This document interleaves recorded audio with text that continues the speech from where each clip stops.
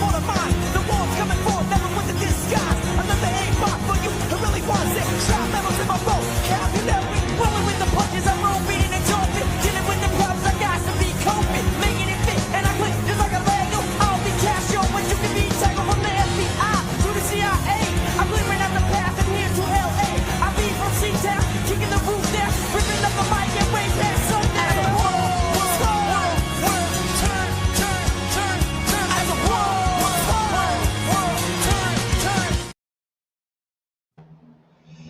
Oh yeah, Prospects of the Land is back. We appreciate people that are tuning in today, especially because of new time, new date. Things got caught up a little bit yesterday, and we want to let you know right off the rip, week off next week. We got to figure some technical stuff out as well as just, hey, Taven, you're starting your senior year. How exciting is that? We're starting to adjust in the high school football season for both of us. A lot going on. So next week, we're going to take a week off, and we do apologize for a little bit of awkward timing this week, but we appreciate everyone that is going to tune in either live or afterwards. An update from Cleveland. Miami just closed the gap. It is now 3-2. Myers singled to left, scoring 2 runs for the Marlins. Game the Gardos are going to want to have pretty bad here, I would like to believe. So, Taven, what's new with you? There it is. Well, Sunday was pretty entertaining, to say the least. I mean, that's got to be the first thing that comes to mind. For the 5 years that I've really watched minor league baseball in depth, I've never once seen what happened Sunday. We're going to get to it. Trust me. That's going to be the bulk of the show. But Sunday was, I mean, you didn't even know until I kind of called you about it. And it was just I'm sure I would have figured it. Yeah, I mean, I'm sure I would have figured it out in time. But there were a couple little things that happened, and then just the floodgates opened is pretty much the perfect way to describe what had happened on Sunday. And if you don't know what we're talking about, then you will hear in just a little bit. What we're going to do right now is stupidly quickly, a lot quicker than we usually do. And trust me, we've done it a whole lot quicker than we used to in the past. So what we're going to do is we're going to go through really freaking quickly here the recaps from last week. We know minor league action has already started today. And if you're new to the podcast, we work bottom up. I'll give a little recap. Taven will give his thoughts. I'll give a couple stats. We'll move on to the next team. Taven, sound good? Let's do it.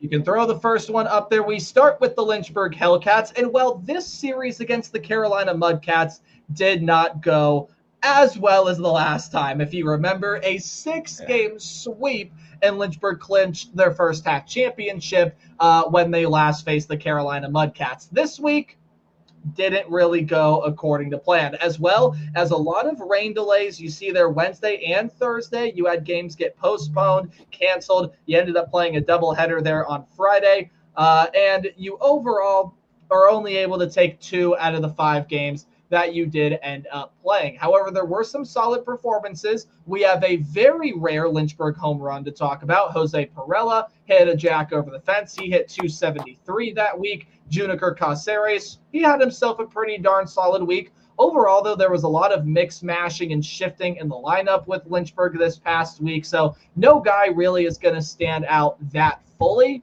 At least on the hitting side. So I'll just mention the couple names there. And then as far as the pitching side goes, again, as we've kind of talked about before, there were some ups, there were some downs. Braylon Doty starting to settle in nicely. Jacob Zibin starting to settle in nicely. Joey Oki had himself an okay first start. I mean, it wasn't anything spectacular, and the bullpen did see some struggles over this past week there as well. So, I mean, overall, you look at Lynchburg, again, they're continuing to slide in the second half. Taven, this Lynchburg team going to look a whole lot different this series, though, and, of course, that game already getting underway. In fact, it might be close to over. But your thoughts on what Lynchburg did this week? Yeah, I mean, I thought, solid outing. Obviously, Carolina is one of the best teams in the Carolina League, so it had a tough task cut out for you, but I thought you strung together some good, compelling wins. I mean, you got a good win on Tuesday in the opener. The bats were rolling Saturday, so you got 2 good wins there. Pitching, it's been really up and down, but, I mean, what Lynchburg is going to go through over these next couple weeks is just going to be a complete 180 with, I mean, what was it, eight, probably, I want to say 8 to 10 guys going to Lake County from Lynchburg, and a ton of the new draft guys going to Lynchburg. This team's going to hit I think you got your number slipped. 6 guys went up to Lake County, and about 8 to 10 got brought up. New draft picks going to be assigned to Lynchburg, which is something that we did see last year. Maybe not to the extent that we're going to see it this year, but regardless, again, a disappointing series overall for the Hillcats. But again, first half champs. Taven, we knew this team was going to change. It's about finding chemistry with those new guys, right? Let's move on to the next team there in Lake County. We've got a lot of Rake County bombs to talk about as, hey, take a looky there. This is the captain's team that continues to roll. Only unfortunate thing for Lake County is so does Great Lakes. That's the one team they got to pass in the standings. Again, West Michigan does not matter, even though they sit atop of the standings. A really good week for captains hitting this week. Lots of averages, 250 or above. In fact, I only see 3 over the past week of competition, again, not including today, that are below 250. Ralphie Velasquez, 2 home runs. Ryan Cesarini, a jack. Jacob Kozart, you bet that's a bomb. And then Christian Knapsick, good to really see him starting to really get back into his groove. He's not fully there quite yet, but Velasquez hit 421, had a 1.384 OPS. Ryan Cesarini and Juan Benjamin joined Velasquez with OPS's over 1 dot. And I mean, you can take a look up and down this score sheet. Ton of doubles. 1 triple was hit by Ryan Cesarini. A lot of really good batting averages, and the hitting was on point for Lake County this week. When you take a look at the pitching staff, I got to sort out my thing here. Again, kind of like we talked about with Lynchburg, there were some ups. There were some really big downs, including our bright and shining boy, Tyler Naquin, finally got broken, allowed 4 runs, 3 hits. I'd say allowed 5 runs, 4 of them earned on just 3 hits, walked 3 guys over 2 innings and 2 appearances in the past week. So you finally saw Tyler Naquin really start to struggle. And it's odd it was against the Dayton Dragons, who, as we established last podcast, has not been a great team this season. However, a lot of good starts from the rotation guys. Josh Hartle, terrific. Caden Favors, terrific. Michael Kennedy, he had himself a solid outing. Jackson Humphreys, not too bad of an outing there as well, even though you'd like to see it get better. And again, we keep waiting for the Matt Wilkinson bright and shining moments to show up. Bam, he had one this past week. So some really good stuff overall from this captain's team. Tavens, they continue to build momentum in the second half. Man, they just need to get past. The pesky Loons. Yeah, Great Lakes, obviously the team you need to beat, and they're right in it. The theme with Lake County, though, is going to be the same thing with Lynchburg. It's what are these young guys going to be able to do to kind of carry the weight of what's leaving? I mean, it seems for this Lake County team, your big stars, especially on the offensive side of things, they're going to Akron. We're going to talk about that in a little bit, but you're only half a game back. I know, obviously, Great Lakes, they're going to go through a lot of changes too, like we talked about. You know, you got the draft, a ton of changes are going to be coming. But, I mean, Rake County was in full action today. Or this week, excuse me. It was 6-0 win. You got a 7-5 win, 6-1 win, and then a 7-5 win. I mean, you put up more than 5 runs. It seems like you're winning every game. Especially when you have the help of that bullpen when you're watching Lake County games. So I think they're going in the right direction. You're only half a game back. Still a lot of baseball to play, but you're in a good spot. Yeah, and again, a lot of changes going to go on with this Lake County roster, too. Again, we're going to break all that down here in a minute. Look at us, man. We're flying through these. All right, we're already halfway through. Let's move on to AA, where the Akron Rubber Ducks. Taven, finally. How much was this needed out of this Ducks team? Ooh, they finally make up some ground in the standings. They take 5 from the Chesapeake Bay Sox. I mean, just a much-needed series. Only 2 bombs to talk about, and they came from the same guy. Alfonso Rosario ended up hitting 2 jacks. Otherwise, a lot of Duck hitters really did struggle, at least some of the usual guys, except for Cooper Ingle. He was terrific. 462 average this week. You got Joe Lampe, who had a great week. Guy Lipscomb had himself a solid week. Tyrese Turner's in that conversation as well. And you move on over to the pitching staff. A lot of ups, a lot of downs, as you see. A lot of runs throughout these games, and a lot of them really close. But besides that Sunday game, they were overall especially able to lock things down. Dylan DeLucia, really the only guy there that ended up having that blow-up start. I believe that came on Sunday. where he really just started to struggle. But man, Yorman Gomez, I mean, just continues to pitch so well in the Rubber Ducks uniform. 6 innings. This might be a career number. I'm not positive of this, but 10 strikeouts for Yorman Gomez. Yep. It at very least was the highest number in Double-A, but we'll defer to Taven on that being a career high in the professional leagues for Yorman Gomez. Bullpen, for the most part, was able to hold things down as well. So, again, Taven, just a huge series for the Rubber Ducks. They finally build some momentum, and they finally are able to make up some ground in the standings. And then, as we've talked about with pretty much every team up to this point, everything's going to get wiped. Yeah, I think the biggest reason you come up with 5 wins is the pitching staff. It's been very up and down all season, and you look at these games, you only give up 2 runs first game, then 2, 3, 3, 1. The only game you lost is when you gave up over 3 runs, which normally isn't bad, but it was 7 runs. So not bad, not a bad week whatsoever for the Rubber Ducks. I mean, you walk away with 5 wins, pretty solid regardless. The bats were hot. Tuesday, 3-2, you get the job done, and then on fire through Saturday. Guys like Cooper Ingle, he's just doing Cooper Ingle things. And then guys like Alfonso Rosario, they're really settling in Akron and just doing things like they were doing in Lake County. So when everything's on for this Akron team, you can see how dangerous they are. And I think it starts with the pitching staff. It starts with that starting rotation, and it works into the bullpen. A bullpen who's been pretty solid throughout the year, but a pitching starting staff that's been really, really up and down this year. They were all really on fire today. Yorman Gomez kind of leading the charge with that, especially in the strikeout category. So you're right where you want to be. 3 games out, you got to keep building momentum.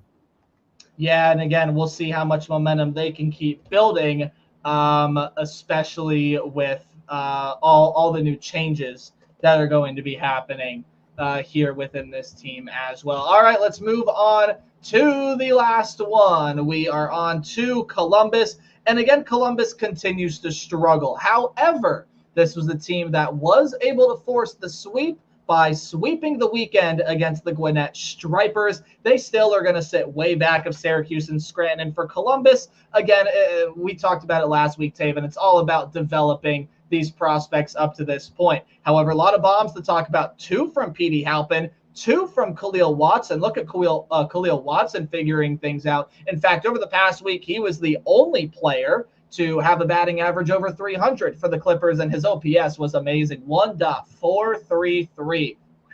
That is impressive for Khalil Watson. Otherwise, bunch of meh performances throughout this lineup. However, it is going to go through some monster change, as, again, we've seemingly sat here and mentioned all week. Parker Messick was terrific this week. Did give up 3 runs, but 9 strikeouts and 6 2/3. I am saving a guy, Taven, you very well know. Will Dion was great. Ryan Webb was good. Davenport was pretty solid. Overall, this is the pitching staff that was able to help Columbus to a bunch of wins, right? Again, 6-0, you shut them out. And your other 2 wins, only 2 combined runs. So 2 combined runs and 3 wins, you'll take that. But Austin Peterson, holy moly, were you fantastic. 8 1/3 innings. You don't see that at the minor league level at all. 5 hits, 1 earned run, 8 strikeouts, was simply fantastic. We're going to talk about him in a little bit because I think you both know who the pitcher of the week is now for both of us at this point. But you take a look at what Columbus is doing, Taven. I mean, again, it's solid enough to get the split. But now, especially now, with all the transactions we're about to talk about, you got to start developing that talent. And who knows? Still a lot of baseball left. Minor leagues are crazy. Maybe a lot of these new faces come in and help Columbus out really well. We'll see. Yeah, I think the story Columbus this year has just been guys on the offensive. There's been 2 stories, one pitching, one offensive. The offensive side has been just guys getting hot every week. I would say there's probably a new bat that gets hot in this lineup every single week. This week it was Khalil Watson. Maybe next week it could be Milan Tolentino. So I think it's just got to be consistency. When they're on, but it's pretty rare. Now the pitching staff, they haven't been great all year. I mean, we kind of have to face that. Davenport hasn't been great. Nikhazy's really struggled this year. Same with Webb. But again, when those guys, when they are able to do what they're capable of, they're on. And we saw that with Peterson, and we've seen that with other guys this season too. I mean, you look at your wins. I mean, a shutout there on Wednesday, and then you give up 1 run on both weekend games. I mean, even in their losses too. I mean, and especially the bullpen too. I mean, there's guys in there that have really melted down this season at points. And this week, I thought it was pretty consistent from the entire bullpen, maybe the exclusion of a couple guys here and there, but I thought the pitching came in really well. And I mean, even the losses were tight. You lost Thursday, 1-run game, Friday, 1-run game. So you're able to win those games as well if a couple things go your way. So altogether, I think it is a split, but I think it was a good series for Columbus. Yeah, absolutely. Hey, look at that. We flew through that segment really quickly, transitioning into your prospect of the weeks. We take one pitcher and one hitter, and Taven, it was really easy for both of us this week because we both had the exact same guy. Hey, that happens sometimes. That's okay. But Taven, really obvious. Let's go with the guy that we just talked about. Flash the pitcher up there. I mean, just an absolutely absurd performance from Austin Peterson. Taven, how can he not be pitcher of the week for us both? 100%. I mean, like you said, you never see a starting pitcher rarely go into the 7th inning, let alone the 9th. And that's exactly what Austin Peterson did, and rightfully so. I mean, the dude was on absolute fire, 1 earned run, 8 strikeouts. And obviously you're going to pick up the win when you do that any day of the week. Yeah, just unreal stuff. Exactly what he was doing in Akron. He hasn't been terrible in AAA. He struggled a little bit here and there, but I think from this game forward, we're going to see the same dominant Austin Peterson that we really have. Hopefully that is definitely the case. I really don't know if we got to speak much more about him. He quite simply was dazzling. He was fantastic. He was the best pitcher in the organization this week. As far as the hitter goes, Taven, we also both had the exact same guy. You want to flash that graphic up there as well if you've got one. I'm not seeing it. Oh, no. Okay. I might have to remember who it was that we picked. Do we remember? Oh, no, wait. Yep, Mr. it was Bombs away in Lake County. Yep, that's right. I don't know how that escaped my head. Ralphie Velasquez is your prospect hitter or player, or whatever you want to call him, of the week. 421 average, 582 on base percentage, 842 slugging with a 1.384 OPS, 2 homers, it went 8 of 19, only struck out once while drawing 4 walks, 2 doubles, 4 RBIs. What more do you want from Ralphie Velasquez? He is your hitter prospect of the week from both of us. So we are unanimous in that discussion. Nope. Okay, Tate, usually this is a very short segment, but today it is the meat of the show, about 20 minutes in here. I mean, where do you even want to start? First of all, can we talk about how crazy Sunday was? We were probably on a voice call for, 30 minutes, 40 minutes? Yeah, probably 40 minutes in the 9th inning of the Guardians game against the White Sox. So when they dropped, was when everything kind of just started to go nuts. It started with Cooper Engel and then just kind of went from there. I think we should start with, I would say, the biggest news, which is out of probably the 30 moves that happened over the weekend, our number 1 prospect, Travis Bazzana. Yeah, he got called up, baby. A lot of people have been waiting for this. And Travis Bazzana, this, of course, is your headliner.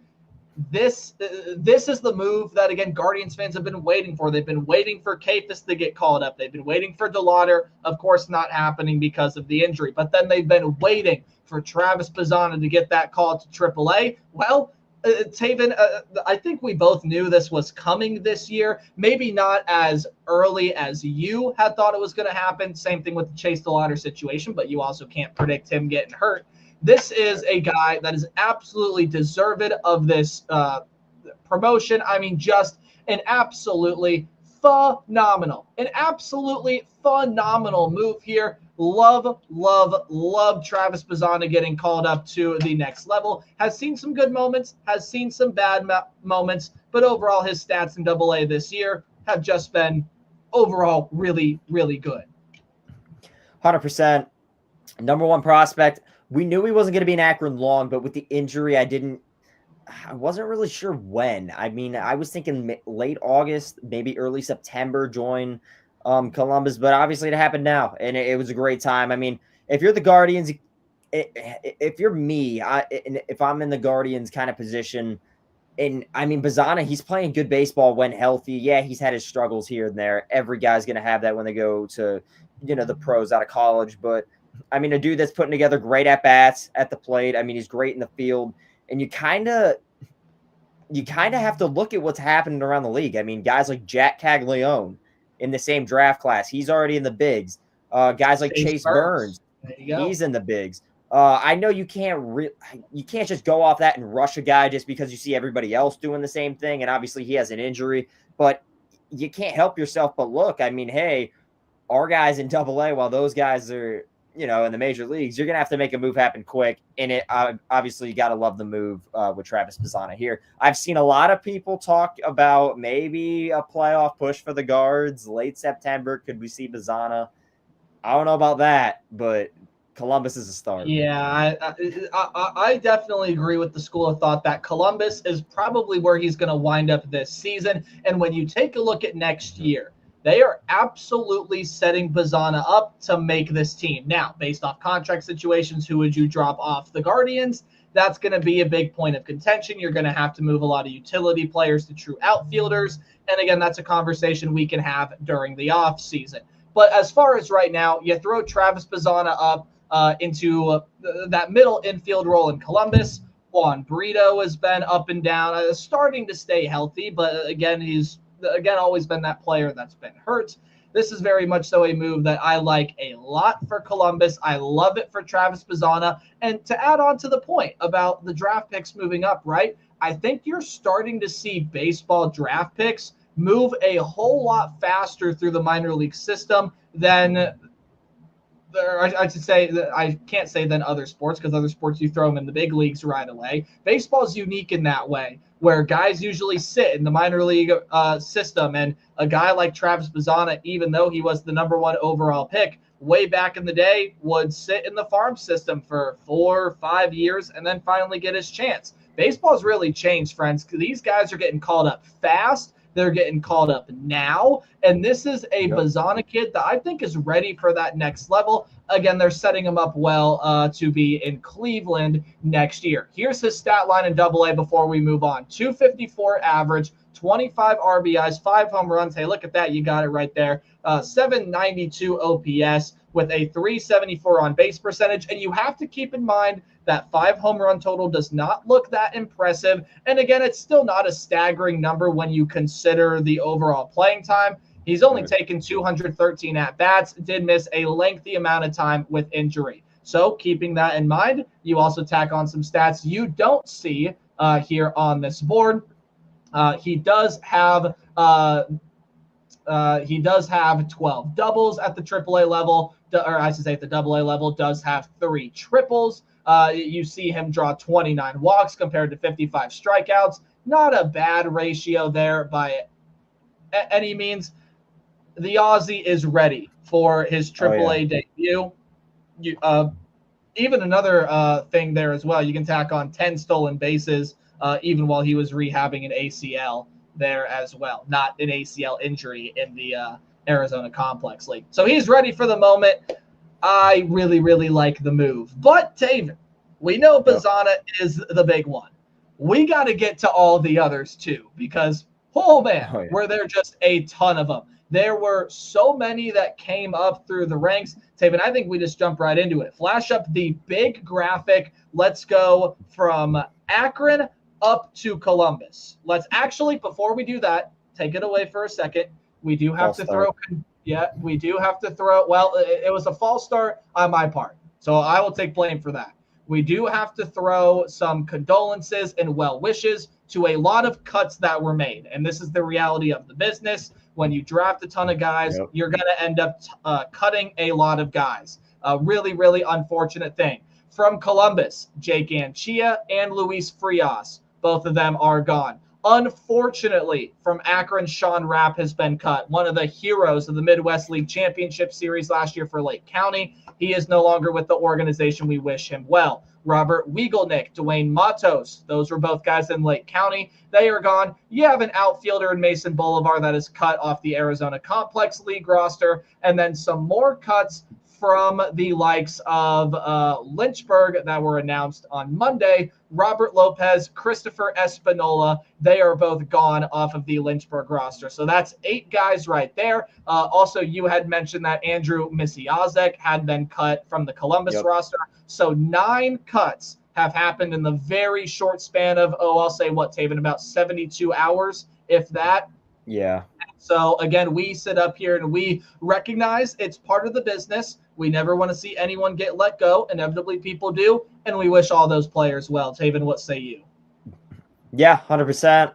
Name that kind of jumps out to me the most is Sean Rapp. That was kind of shocking a little bit. Same. I mean, he was solid this year. I mean, he wasn't like terrible. So they obviously they're going to know a lot more than we do, right? They're going to know much more about his development. So obviously there's a reason there, but I would say he was the one that kind of jumped out to me. The rest of the guys, obviously we wish them good luck, but not really any big shockers with the rest of them per se. Yeah, for sure. I would absolutely agree there with that statement. And again, some guys that had some solid moments, but are not living up to what some of the other prospects in the organization are doing at their similar level of stature. Okay, now we can throw up the big fancy graphic that you saw just moments ago. So we already talked about Travis Bazzana. Taven, of course, the other really big one is the dynamic hitting catcher, a guy that we talk about a lot is, hey, you want someone that can hit well as a catcher? Well, Cooper Ingle can do that for you. Hit 462 last week. Cooper Ingle overall this season. Wow, really flying through the graphics here. 273 average, 9 home runs, 49 RBIs, and 832 OPS. Again, it's not quite 300, Taven, but even 270 out of a catcher. Yeah. Well, you don't see that very often. He very much so is the catching future for this team, especially if Bo Naylor's not going to work out. Even if you want to keep Bo Naylor around, you're going to pair Cooper Ingle with him. And I think at this rate that both of them are growing, Cooper Ingle probably takes over that starting job. So when you look at Cooper Ingle, a guy that also is very deserved of this promotion, also a guy that is changing numbers like wildfires. He wore 2 in Akron. He's now going to wear 43 in Columbus. A very interesting note. But again, much like Bazzana, a guy that I also think was well ready and also well worth the wait to get to Columbus. Yeah, I want to say, gosh, it was almost the exact day he got last year. It had to have been like almost the exact day. Definitely week.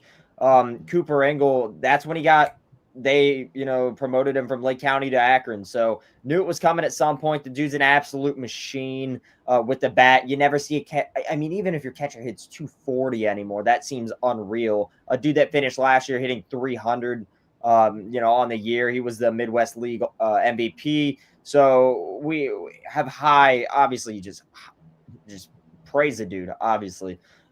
This year he's really solid, 273. And yeah, I mean, the dude's just an absolute animal. And like you said, with the Bo Naylor situation, I'm not a Bo Naylor fan. I just think we've had him so long. I just don't see him panning out offensively or defensively enough. Obviously, we know the reason Hedges is around is just because of leadership and, his defensive ability, but I don't even think Naylor has that. So I think Ingle's going to be the guy. That's not to say Bo Naylor's not going to stick around, but I think Ingle's your future, and I definitely think you could see him up, at Cleveland by next year. Yeah, and also kind of like Bazzana, maybe a guy they're setting up to be that catcher if you're not going to re-sign Austin Hedges. Maybe if Hedges decides his playing career is over. David Fry, we'll see what they turn him into when he finally becomes healthy to play in the field. But absolutely, again, another guy you could set up to be in Cleveland next year, although I think Bazzana a little more likely than Cooper Ingle. You can take this away and pull up the big graphic, but I do want to talk just for about 30 more seconds on Cooper Ingle because defense is always important as a catcher. So, okay, this season, 584 and 2/3 innings at the catcher position I believe this is total caught. Anyway, has caught so many pitches. Here are the big stats. Only 6 errors. That equates to a 990 fielding percentage among all of his chances. And he's only allowed 3 pass balls. 3.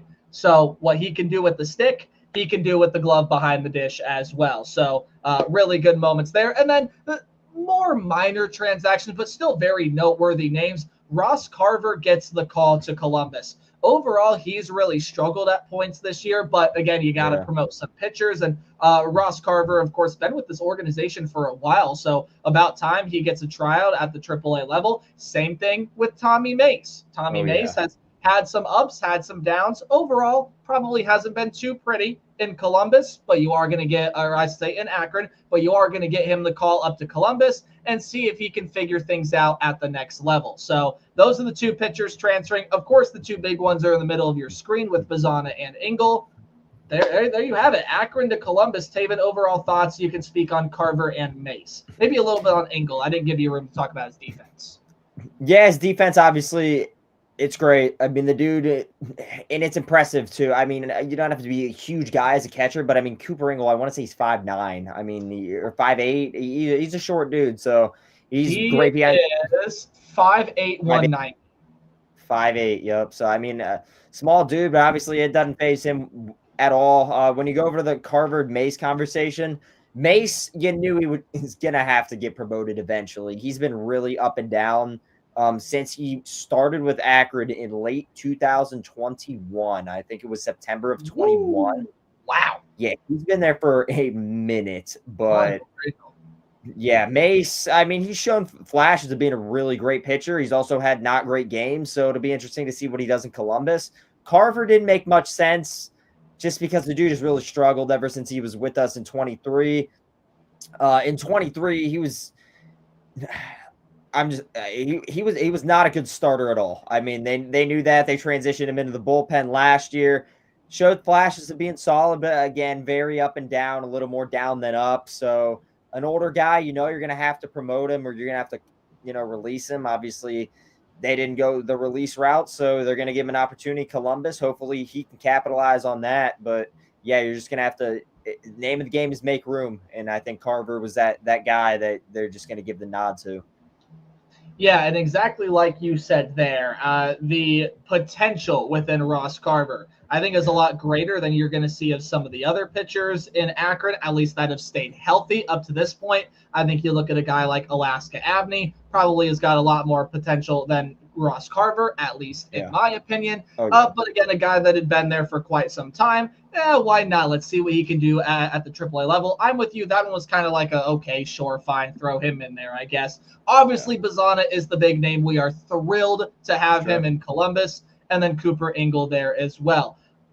Let's move down a peg. Akron to Lake County. Some more really, really big names. Taven, we'll table the big name for 1 second. Let's talk about the only pitcher on here. Jack Jasiak is going to end up getting the call. And honestly, has been really darn solid this season. So this year, 5-4 record. Take that what you will. 3.19 ERA, has recorded 13 saves in Lake County this year. 53 2/3 innings, 60 strikeouts. That's exactly what you want to see out of a developing pitcher. ERA absolutely can get down, but I'm not going to argue too much with a 3.19 and is a guy that's going to come in and get a boatload of saves for you. Yeah, Jasiak, absolute dog. I mean, dude was an animal in the bullpen down in Lake County. I love everything he's about. I knew he'd get the call. Didn't think it'd maybe be this early, but yeah. I mean, a dude that's right, like you said, he's going to get saved. You can plug him into high-pressure situations, and he's going to get you out of it. So love the move there with Jasiak, the only pitcher on this list. Yeah, and is also, here's some stats. His strike percentage is the highest in his career this year at 69%. Nice. And he's only allowed 3 home runs this season. I don't know what more you could want from a closing pitcher. But okay, let's get to the big – let's get to the big names here. Ralphie Velasquez is, of course, the biggest name that you are going to see on this graphic right here. Of course, Velasquez was our hitter, player of the week, whatever you want to say. Just had a monster week. And you take a look at what Velasquez has done overall as a player. If my stat line would let me pull him up here. I don't know why it's being slow. Okay, here we go. All right, Mr. Velasquez, this season, 91 hits, 17 home runs for Ralphie Velasquez in 2025. Walk to strikeout ratio, about as solid as you're going to get for a guy of his stature, but has already exceeded his RBI total from last season. We still got a ton of series left. He's at 63 RBIs. Not a guy that's going to run on bases. It's okay. We don't expect that. Has legged out 6 triples this year as well. He only had one the previous 2 seasons. He was in minor league in both the Complex League and with Lynchburg and Lake County last year. Ralphie Velasquez, again, not as highly rated of a catching prospect as you're going to see out of Cooper Ingle, maybe even Jacob Kozart, because you can play Velasquez in the field. Taven, where were they playing him a lot of? I'm interested to see if they were playing Ralphie more I would assume more at first, but I'm interested to see how much he was catching. He actually has not caught a game this year. Really? Okay, so they've seemed to eliminate that. He was listed as a catcher, which I guess my dumb mistake. I really should have realized. Yeah, he's played most of his minor league career as a first baseman and has overall, I mean, graded out pretty well. 991 fielding percentage when he does play first base. I should say 989 over his minor league career, 991 this season. And so that's what you're going to get out of Velasquez. He's it says catcher on MILB.com. That's why it threw me off. He is going to be that first base prospect. Talk a little bit about Ralphie. Yeah, I love the dude. I mean, by the way, whose name is misspelled on the graphic, so I apologize. That should be a Z instead of an S. Autocorrect might have gotten me on that, so I apologize. But go ahead with Mr. Velasquez. Yeah, Velasquez, a dude with just crazy power. I would like to see him catch a little bit just because we don't have a ton of catchers. But if Ingle's that guy, I mean, you don't really need him to be a catcher per se. Dude's great at first. I mean, defensively, we saw that late last year at Lake County where he made a great stretch down in that playoff series. It was some type of play. Maybe it was a throw off the bag. He came off, tagged the runner. I know it was a pretty good play. But a dude he can hit for average, he can hit for power. He's got a ton of power, which not a lot of guys in this organization do at the, especially high A level. They kind of find that toward AAA and, the majors. And Ralphie's been able to do it at the lower level. So it should be interesting to see how he develops. And just got to love the move. And hopefully we can just get what we've been getting out of him in, Akron. Jacob Kozart, the other big one here, he is that true catching prospect that you're going to see elevated to the next level. Cozy, actually, the 2 newcomers in Akron just combined on a play against Reading on the road there. Kozart hit a sacrifice fly, and it scored Ralphie Velasquez. So how about that? Akron is up 7-2 right now, by the way. But you overall do take a look at what Jacob Kozart has done in Lake County this year. Again, some pretty darn good stats. Has been in Lake County all throughout his minor league career. Of course, just started last season. A guy that I've really been high on, 2nd-round pick out of North Carolina State last year. 7 home runs, 12 doubles, has hit for 38 RBIs. Again, the average probably right around more so where you would expect out of a typical hitting catcher, but still solid. I mean, at 229, okay, I'll absolutely take that. Again, another guy that not as high stature as Ralphie, but Kozart definitely a guy that I also think ready to see that jump to the next level. It's also, you got to believe, going to come because Cooper Ingle's now in Columbus, so you need another catcher. Jacob Kozart, A, deserves it, and B, fits the bill. So talk about Cozy. Yeah, Cozy, I mean, a dude great defensively. He's solid with the bat, too. And you don't see a lot of catchers that are able to do both. He's one of them. And like you said, I mean, high draft pick last year. We knew he was going to be special. We saw that late last year in the kind of that championship series. And, I mean, we've seen it this year. The dude's able to do it all. A lot of good catching depth in the minor leagues. Hopefully they can pan out, at the higher levels. And, just got to love the move there with Cozy, just getting catchers, one step closer to getting to Cleveland.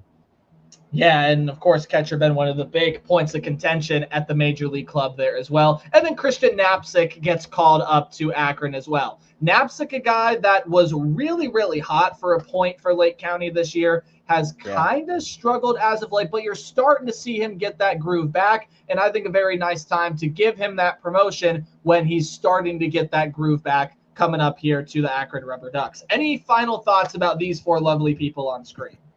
Yeah, Knapczyk, like you said, a dude, we know what he's capable of. I mean, can hit for average for days. He's good on the base paths, great in the field. Primarily second base. I probably bet you could play him at short or third if you really needed to. Maybe either the corner outfield spots. I don't know if Lake County's really experimented a ton with that this season, but yeah, dude, he can hit for crazy average, good 1-2 hole hitter, and yeah, hopefully he just finds that groove back that we've seen at the beginning. But all together with all four of these guys, just great moves. I feel like all of these were expected and kind of all year that they were going to make the jump this year at some point, and just it's good it happened now.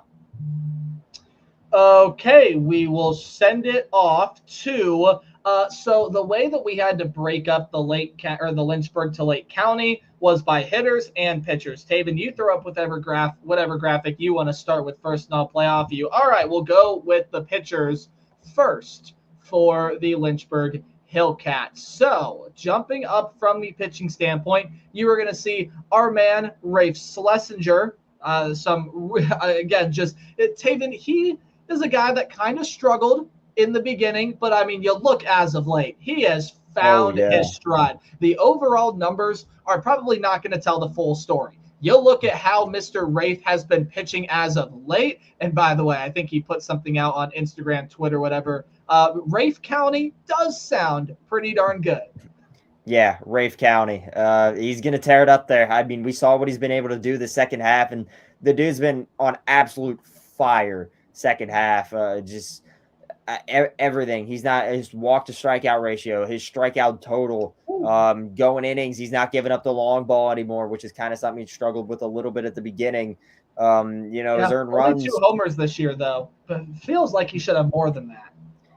Yeah, it was probably just extra base hits. Then it seemed like, but I mean, run total way down from the beginning of the year. And yeah, just a dude that's been dominant on the mound. Second half, that's what we really have to hone in on when you talk about this guy. And that's going to happen. I mean, this was his first full year of pro ball. And things are going to happen like that. But obviously, he's learning from him. He's getting his stuff together, and that's why he's making the jump. 2 other guys making the jump come from the bullpen ranks. You see Connor Whitaker is going to take that next step. 30 games for him. He's done pretty solid. He's got a 2.85 ERA, 45 strikeouts to only 14 walks and 66 and a third innings of work. Connor Whitaker, a guy that you really can get either short spurts or length from him out of the bullpen. And it seems like pretty much almost every time he's going to come in there and kick some butt and take some names. He's been pitching really darn well this year. I think another guy that, again, not a guy that you're really going to have on your radar, but a guy deserving of that jump, absolutely. Yeah. Another piece of that Lake County bullpen that's just going to make them really, really, really solid. Whitaker, a guy, like you said, you need him for 1 inning, he's got you. You need him for, 2.5, he's got you as well. I mean, a dude that can go for length. He's been really, really, really solid all season. And he's joining guys like Matson and, Isaac Martinez, who, I mean, they were all in the bullpen at the beginning of the season in Lynchburg as well. So just going to be really interesting to see how that bullpen clicks because they have a ton of great arms. The bullpen's one of the most exciting things in Lake County, in my opinion, that they got going on, especially with the additions of Whitaker and then Luis Flores, too, who's been solid. Yeah, he's one of the guys that's kind of struggled a little bit throughout this year. I mean, the whip is a little high at a 1.62. The ERA is high at a 4.98. But again, kind of like we just talked about with Schlesinger, has really started to figure things out as the season has gone along. By the way, a huge supporter of the podcast, Luis Flores, if you're watching. We wish you the best of luck in Lake County. We think you're going to do absolutely excellent. So, again, there's just another addition to that bullpen. He does have 5 saves this year. Same thing with Connor Whitaker. So both those guys can come in and give you some late inning opportunities. And much like Whitaker, Flores does not allow the home run, and he doesn't hit batters either, at least as often as some other guys that we've seen out of the bullpen. Walk to strikeout ratio, okay. I think Luis Flores is one of the guys that, look, you're going to see him get this promotion. There definitely is some work that's got to go on with Luis Flores, but overall, I have no complaints about him getting called up. Yep. I think it's a beautiful move, and there are your pitchers from Lynchburg to Lake County. Yeah, like you said, a guy second half he's been really solid. Kind of the same situation you've seen with Ray. Beginning he's struggled, but I mean, again, a guy you have to make roster space. He's been there.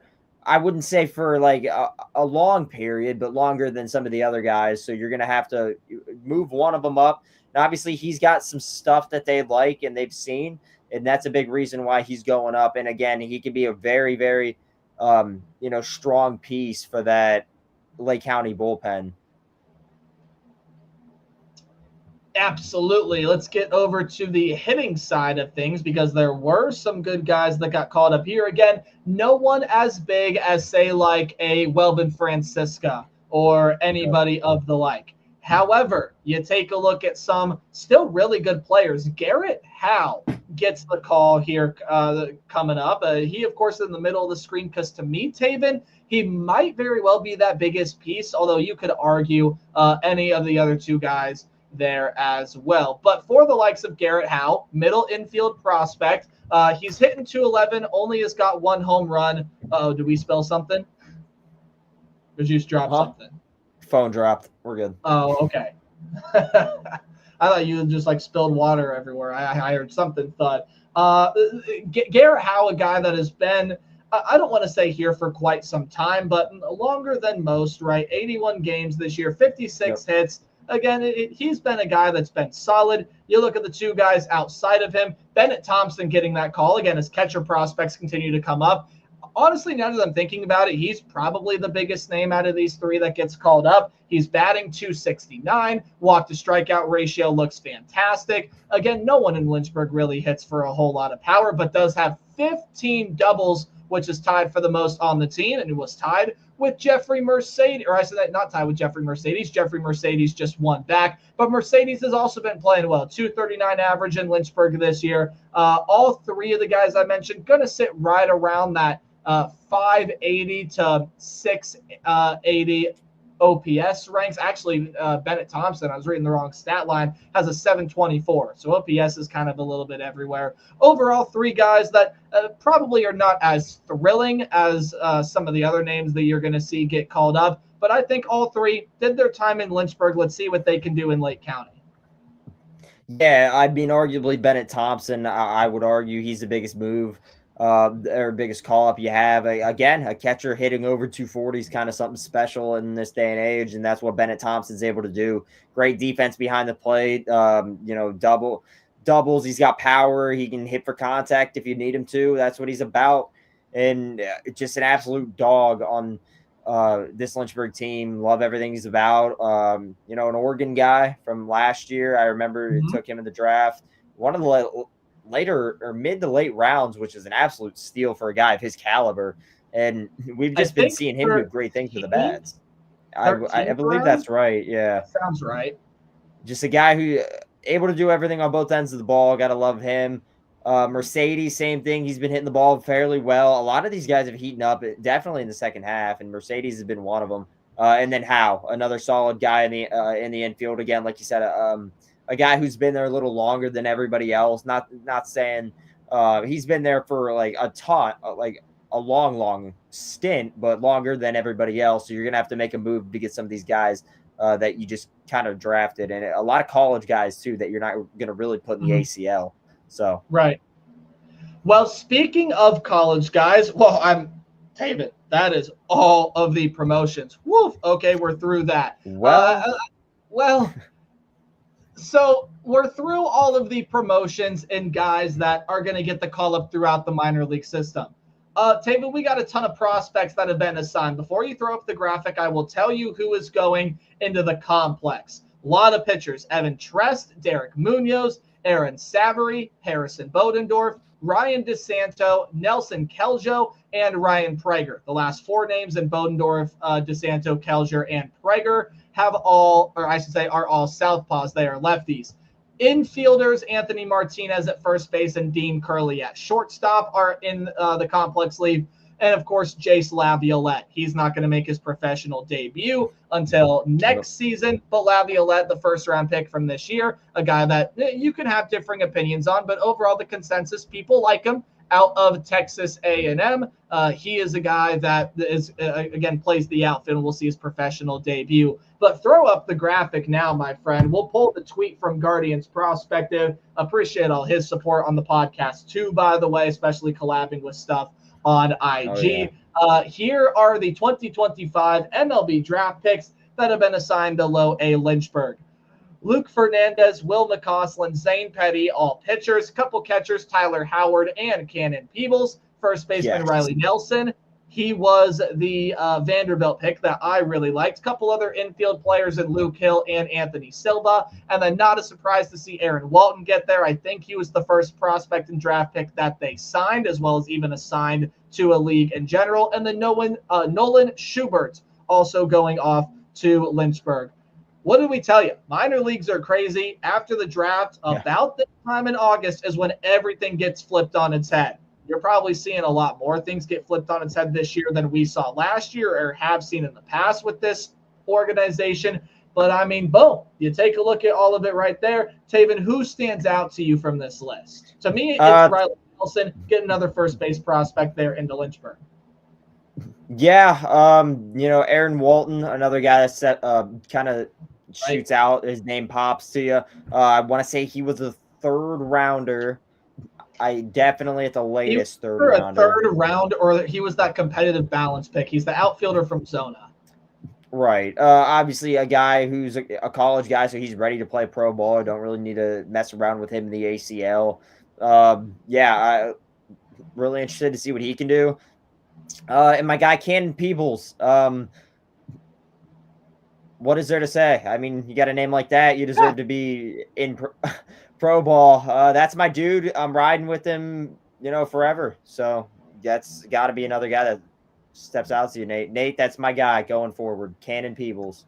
Again, I've always been a big fan of Riley Nelson, the first baseman from Vanderbilt. But Taven, what I want to do now is, we've gone through all of the changes. What I want to tell you are some projected lineups that we can see with each of the organizations with all the new faces, and we'll work our way from the top down. And in doing so, I'm also going to tell you that the lineups they played with today, as well as, hey, we don't usually get to do this often, give you some score updates from the minor league system. So right now we'll start with Columbus. We'll go through the score updates first. 4-4 in the bottom of the seventh as Columbus. This is also going to take the place of telling you where teams are this week. So we're going to throw a lot of information at you. But Columbus, 4-4, bottom of the seventh. Their series this week, they are in Toledo to play the Mud Hens. And before we give you the lineup they rolled out today, let's give you a projected lineup with all the additions. This is not a batting order. This is simply just, who is going to start where?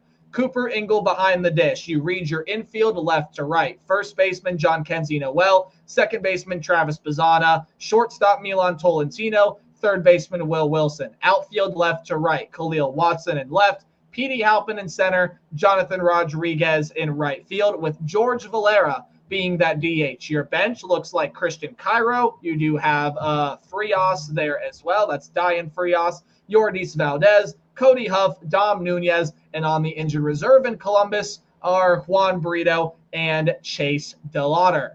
Thoughts on Columbus before I tell you what they rolled out today? Actually, I'll tell you what they rolled out today. It was Bazzana leading off, playing second base. Will Wilson in second, playing third. Rodriguez in right, batting fourth. Noel in cleanup at first base. Valera in left field. So there's one of the changes there. Watson played center. Huff was catching. Nunez was your DH. And then Tolentino was that short. Obviously, we're going to see Cooper Ingle in there. But Taven, what do you think about the projected lineup and where the guys sit in the field in Columbus?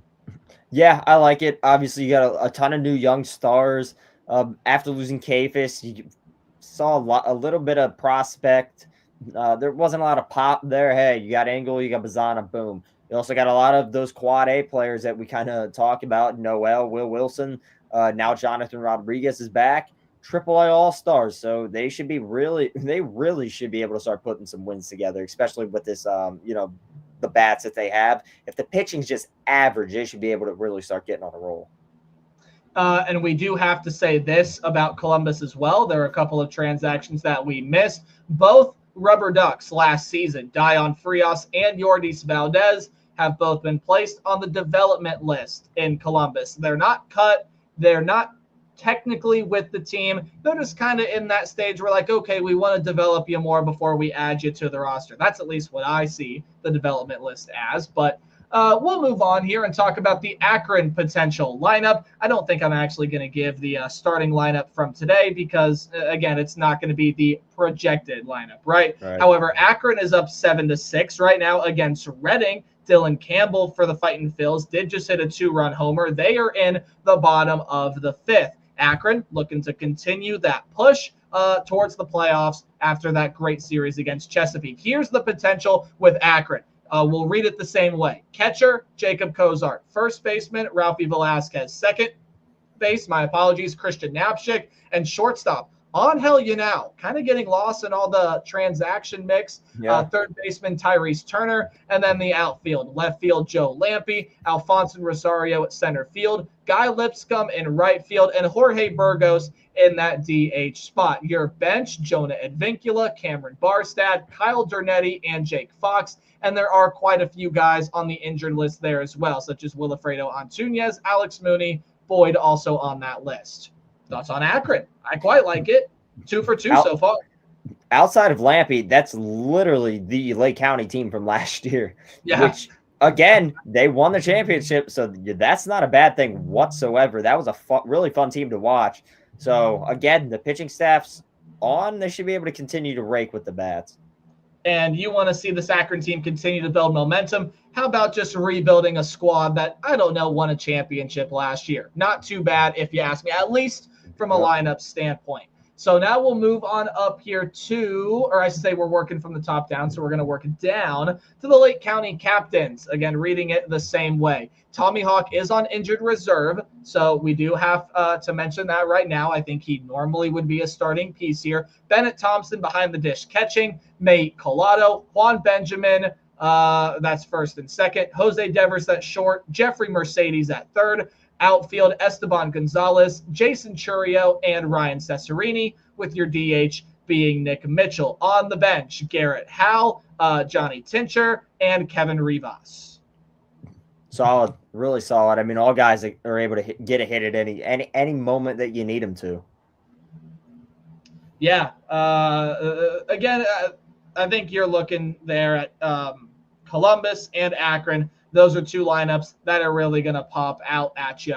And then for the Lynchburg Hellcats, you can kind of do a myriad of things with the catcher position. Clark and Howard can both be there. Of course, that draft pick, Riley Nelson, going to play first base. Second base, Yaikel Mijares. Shortstop, Welvin Francisca. And another draft pick slotting in the Ole Miss third baseman in Luke Hill. He'll play third. Juniker Caceres got called up from the Complex League not too long ago. He slots into left. Aaron Walton in center, Luis Morejo in right, with Nolan Schubart being your DH. Again, these are just projected lineups coming from Guardians Prospective. On the injured reserve is Yankee Baptiste, but you have Luis, Mendez, Perella, Peebles, and Silva all on your bench. So we're really going to have to learn a thing or two about some of these faces in the Lynchburg lineup, give them a couple weeks to settle in. But I think we'll have a lot better idea of how we think this lineup is going to work. The biggest thing for Lynchburg, Taven, and we've said it forever, we'll keep hammering it home until we hear something, got to get Jogly Garcia back before the playoffs. But as far as their lineup goes, form the chemistry, get these young pieces oriented, and you still got some quote-unquote vets in here. Welvin Francisca, Yaikel Mijares, Luis Morejo. They've been here all season, so they know what this team is about. Yeah, I mean, at the moment, it's kind of just a big question mark. I would say at this point, half the team really hasn't played pro ball yet, and we're going to get to see those guys for the first time in our organization this week. Welvin Francisca just hit a home run. Guy I was just going to talk about. Yeah, I mean, he's going to hold this team together. The pitching staff's a whole nother story, but you really need Jogly back. But again, these bats, we're just really going to have to learn And if you're Lynchburg, you take this month to really develop the bats and really see what you have, because it's crazy, but almost in a month's time, we're at the end of the minor league season and they're in the playoffs. So you got to be ready for that. So you really got to see what you have now. Again, getting into the home stretch. Again, scary, but very interesting when you go through all the lineup changes. All right, Taven, if you don't have anything else, we just hit the hour mark. I think we'll close this one out. It's 9 o'clock for, I'm sure, a lot of, if not most or all the viewers watching this. And so I think we'll table the guard ball talk. Let's see where they're at in a couple weeks' time. Again, a week off tomorrow. But here is your report, and Jose Ramirez does it again. His second homer today. Guards are up 4-3. That's a big one in the bottom of the 8th. Just 3 outs left. Cleveland is at that win. And now Jose Ramirez is at that 25 home run mark you mentioned about Kyle Manzardo earlier in the show. Columbus right now, Justin Henry Malloy did hit a home run, so they are now down to Toledo 5-4, bottom of the 7th inning there. For the Akron Rubber Ducks, they are in Reading, Philadelphia. Of course, when we last checked in on them, Reading had just hit a homer, but Akron is still in front, currently stands there in the top of the 6th, 7-6 in favor of the Ducks. For the Lake County Captains, they are at home this weekend against Peoria. Right now, they have a 4-0 lead over the Chiefs. And then Lynchburg also at home this week. They're really struggling with this lineup they're putting together, down 5-2 against Delmarva. And again, that's going to be your 6-game series throughout the week. We do have pitching rotations for this week. Don't think we're going to go over them today. You want that? Go check out Guards Insider. He has got that list up there for you. Taven, any final thoughts? Nothing much. Just again, all these teams are really going to look different this week. So it's going to be a fun week to watch, see how all these guys are going to clash in their different kind of organizations. It's a fun time in minor league baseball. It's right around about a week or two after the draft. Really gets nuts. Really getting down to the wire here as well. The number today, understanding it was an odd show. You won't believe this.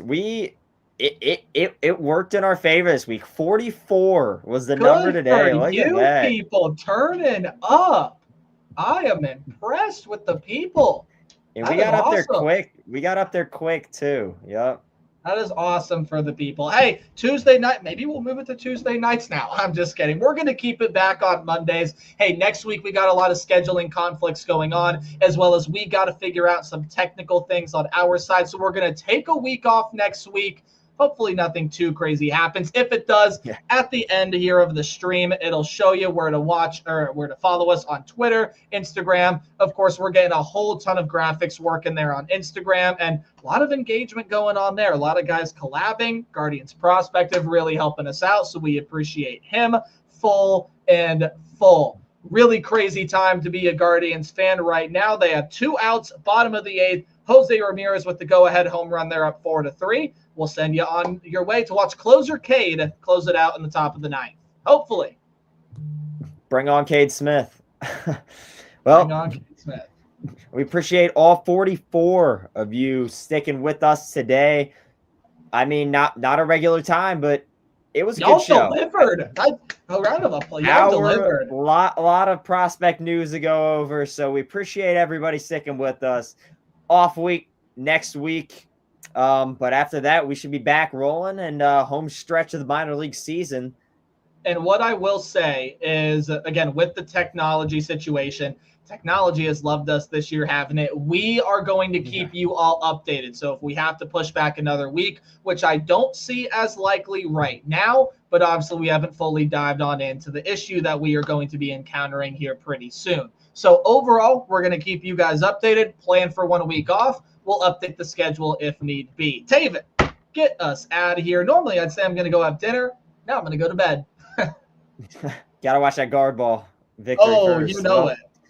See, keep everybody posted. Appreciate everybody sticking with us, and we'll see everybody. And August. Hopefully